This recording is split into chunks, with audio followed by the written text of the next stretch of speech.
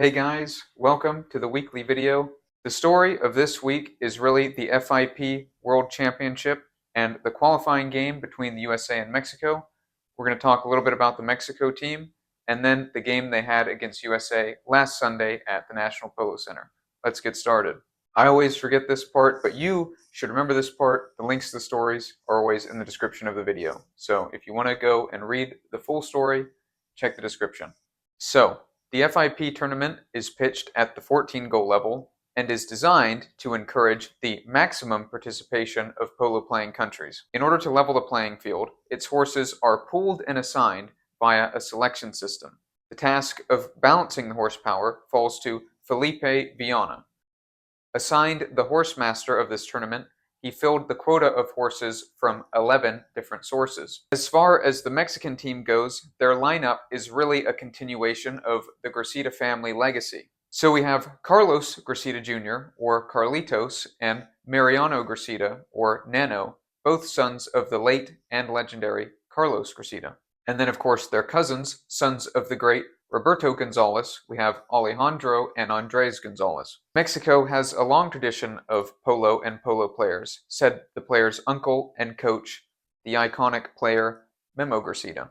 He went on to say, "We're blessed with my family being the premier players of Mexico in the last 4 decades." You'll find Gracida Street in the heart of Wellington Horse Country, located behind the Wellington International Showgrounds.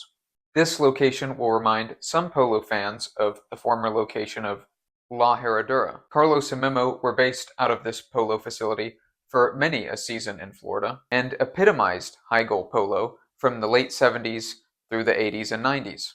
In that era, Memo clocked up 14 US Open victories, amassing many other trophies, and reflected his description from the Museum of Polo and Hall of Fame as the quintessential number 3, a superlative horseman.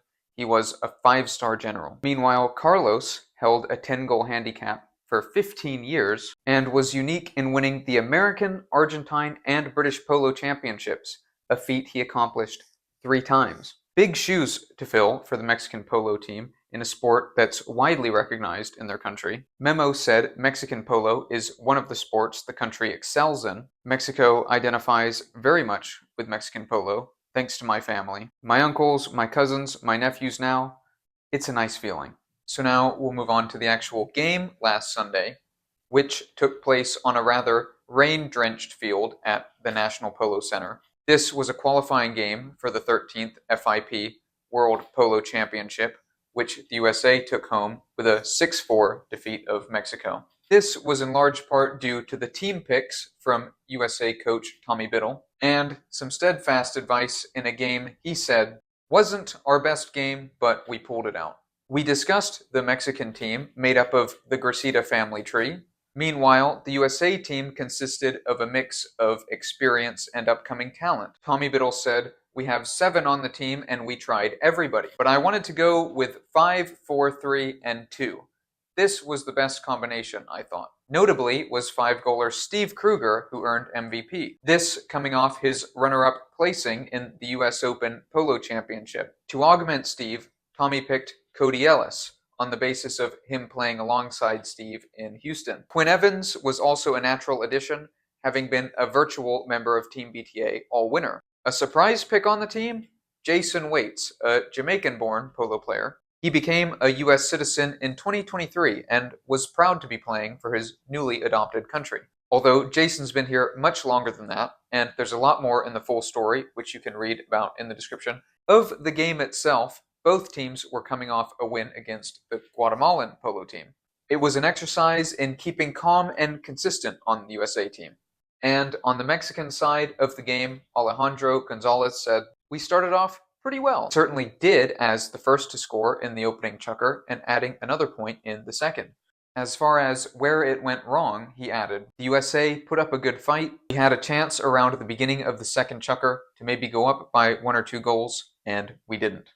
It gave them a chance to come back in the game." Quite an abridged summary of the game there.